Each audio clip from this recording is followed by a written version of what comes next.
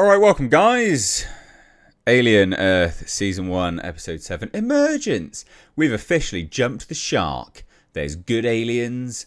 There's twists and... I don't know what to say. We jumped the shark. Alright, we're firmly in fan fiction territory by the looks of things. So this will be my review. Let's talk about it. You know how it is. You've come here before, I'm sure. And if you're not and you're new here, hit subscribe. I'm sure you'll enjoy this very, very blunt review. So... I held my breath to wait and see how the first few episodes had gone here and there. I quite enjoyed the first few episodes, quite frankly, until we got to the in space episode, and I was like, "What's going on here?" And then we started to sort of go a bit downhill from there in my books. Your mileage may vary, and now we're at episode 7, and I'm just like, I don't know if you're going to be able to stick the landing on this now. Because, like I said, we've got friendly aliens somehow. We've got friendly aliens, and you know what? I'm not really here for it. I'm not gonna lie. I'm not really here for it. I'm hoping in episode 8 that alien will go batshit crazy and just kill everyone anyway. I don't know. Don't know. This episode wasn't wholeheartedly terrible though, and I'll get to some of the positives, of course. Discussing all the negatives as well. But what happened in this episode? Right, well, anyway, we open with Arthur face hugged underneath Slightly's bed. I forget all the stupid Peter Pan names, but anyway, under Slightly's bed. I will say this, good effects on all of that. Good effects on the face hugger breathing, breathing for Arthur and all of this kind of stuff. I thought it was pretty decent. Anyway, one of the other hybrids wants to go speak to Slightly and discovers Arthur's there. And so then they start taking Arthur out so they can obviously go and meet Morrow, the Weyland-Yutani cyborg, because he's not a synthetic and he's not a hybrid, he's a cyborg. That's basically a hybrid as well, though, isn't it? Just a different way. You thought about that, lads? Just a different way. Just a different kind of hybrid. Anyway, whatever. Man and machine. Anyway, so along the way, and all of this nonsense starts happening. Wendy and Hermit, they launch their master plan to break free. They bring Nibs with them. Curly remains. Curly's having some kind of existential crisis. And Hermit, Wendy, Nibs, they begin to escape. But not before Wendy releases that Xenomorph that she's imprinted on, or whatever, that Xenomorph imprinted on her. Smart girl. Not, obviously. I really deeply dislike the Xenomorph design in this. And whoever they've had in the Xenomorph suit is just doing a terrible job. They just show it way too much in broad daylight. It just does too much. It moves a bit weird. It's just not a traditional Xenomorph. And I'm not here for it, quite frankly. I'm not here for it. It's not my cup of tea, alright? So that breaks loose and kills lots of people. Fun. Excellent. Right, I'm cool. I do like how gruesome it is. That's fine. And before that, Boy Genius comes into the lab and watches back the footage and shows that T. Ocellus, the sheep eye midge, launched the plan, right? It planned Tootles' demise. And that character is confirmed dead now, so it's gone. And so Boy Cavalier wants the sheep moved to his personal quarters, which is cool.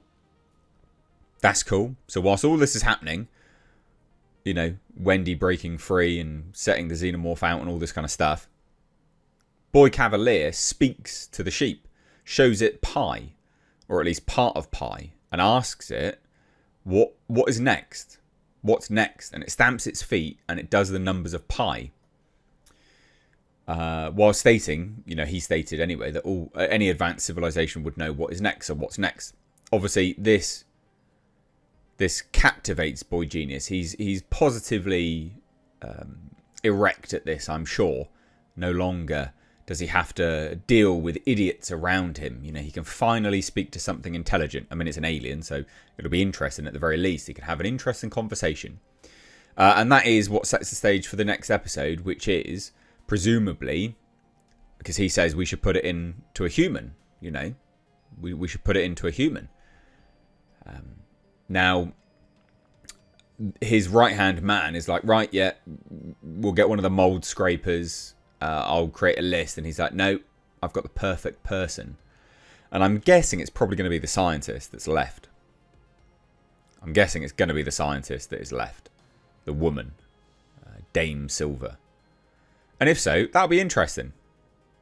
Brutal, but interesting. And I want to hear it talk. I want to see what happens with this image thing. But anyway, let's get to some more. And that's all cool. Like, I'm keen on that, right? All of that stuff is great. What I'm not so great on, what I'm not so keen on. Oh, no, let me talk about something else that was good. All right, before you all hate me for hating on this. Arthur wakes up from having the facehugger on him on the beach. And there's actually a really touching moment. And kudos to the actor. He does a stand-up job. He's a really good actor. He says how, you know, Slightly and the other hybrid, forget his name, can't lie. They just don't know how to lie. But it'll be okay because the people that love them will be happy to hear the truth and they'll be able to fix it for them. Himself, you know, he loves these hybrids like they're his children. And I thought that was really touching. So he convinces them to go back, you know, go back to headquarters, Prodigy headquarters, and talk it out, you know, fix whatever issue is there. He doesn't know, obviously, that he's got a chest burster in him. And that was quite touching. That was good. It was touching. And it set the stage for a really quite brutal death scene. Because, of course, the chest burster then comes out. Very predictable. But it was really nicely done. Because to have that emotional element there, juxtaposed with the chest burster then coming out, it adds really nice tension, emotion. It makes you give a shit about this guy that's just dying now in front of your eyes. And I liked that a lot. I didn't enjoy it, but just, I liked it. I thought, actually, as facehugger scene, chest burster scenes go, that's one of the best ones I've seen for a long time. Right? Like a long time. Because, of course, when you see the first one, you're like, wow, this is like, wow, shocking. Like, it's shocking. And there's not really any chest burster scenes that have actually had any emotional weight since then. Not in a way which makes you care about the character that's about to die, right? You know, Alien 3, for instance, Sigourney Weaver's Ellen Ripley gets chest bursted as she comes out. You know, as she comes out, as she goes down into the lead furnace. But that's I can't really think of many since then that have been emotionally impactful. Not in that way, anyway, to make you care about the character that's just about to die. So I liked that. Anyway, Wendy and Hermit and Nibs get accosted by a bunch of Weyland-Yutani mercenaries. And then she calls the Xenomorph over, and the Xenomorph kills them all, which is brutal and it's cool. But then the Xenomorph comes up to her, she touches it, and apparently speaks to it and sends it away. Keep your distance but follow is what she thinks she says to it. So we've got a good Xenomorph now, which I'm not keen on. Not gonna lie, I'm not keen on this. I ain't keen on it, son. It's not my cup of tea. I think we've jumped the shark a little bit into fan fiction. I see what they're doing, but I just don't like it. It's not my jam. And there is a precedent for this. The expanded universe, the comics, etc. Right? Like, I get it. Just don't like it. Maybe it's because I don't like the way the Xenomorph looks. I don't know. Not a fan. Anyway, Hermit, Wendy, Nibs, they make it to the boat. And Hermit's friends are there waiting for him. He says, I warned you, don't do this. Anyway, they all get set upon. Nibs has like a breakdown. Rips someone's jaw off. Proceeds to throw people around and go mental. And then Hermit electrocutes her. Bad idea. Because Wendy's going apeshit now. And then that's where the scene ends. That's where the episode ends. So there you go. My review of this. We're in fan fiction territory. Which I guess we were all like anyway. Previous to the episode ending, though, we do get some really interesting things happen, and I don't want to miss this. So, as Slightly and the other hybrid is trying to take Arthur out of the lab, or out of the compound, Timothy Oliphant's Kersh sees them. Kersh, sorry, not Hirsch. And says, "What are you doing?" "No, you need to go that way." So he knows what they've been doing the whole time. He has some kind of plan, not overly sure what it is or why. Hopefully that will be revealed in the last episode. Otherwise, what a cock tease. And they then show a scene of the chestburster being caught. Turns out it was Kersh that caught it. And Prodigy Corporation's men.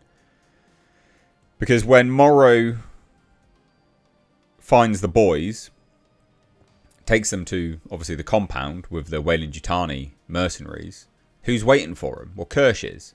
And Kersh brings them the chestburster and says, "No one likes a sore loser. Boys, come over here. You're grounded." And that's kind of it. That's where it ends. So I'm left there wondering, like, what is this? What's going on? Because at first, when Kersh was like, "No, you need to go that way," I was like, "Oh, he's working for Weyland-Yutani." But he's got his own